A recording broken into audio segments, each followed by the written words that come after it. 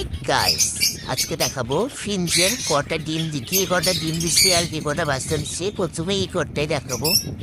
এই যে ঘরটা দেখতে পাচ্ছেন, একটা মা আর একটা বাচ্চা আছে। আপনারা ভালোভাবে দেখতে পাচ্ছেন না? দেখাচ্ছি। এই ক্যামেরাটা তুলি এই যে একটা বাচ্চা, ওর মা পালিয়ে আছে, দেখতে পাচ্ছেন একটা বাচ্চা।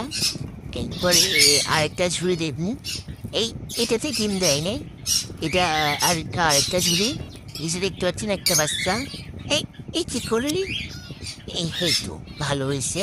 যে দেখতে পাচ্ছেন, এই না তিনটা বাচ্চা আপনারা দেখতে পাচ্ছেন না কি জানি না, কিন্তু এখানে তিনটা বাচ্চা গেছে আর এখানে ডিম দিছে। আর এই ঘরটা ভালোভাবে বানাইছে, কিন্তু এটাতে ডিম দেয় নাই।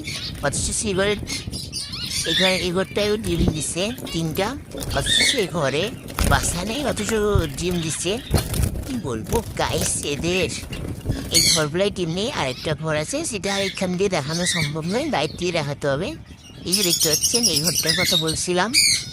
এই যে দেখতে পাচ্ছেন, আমি নিচে দেখতে পাই নাই।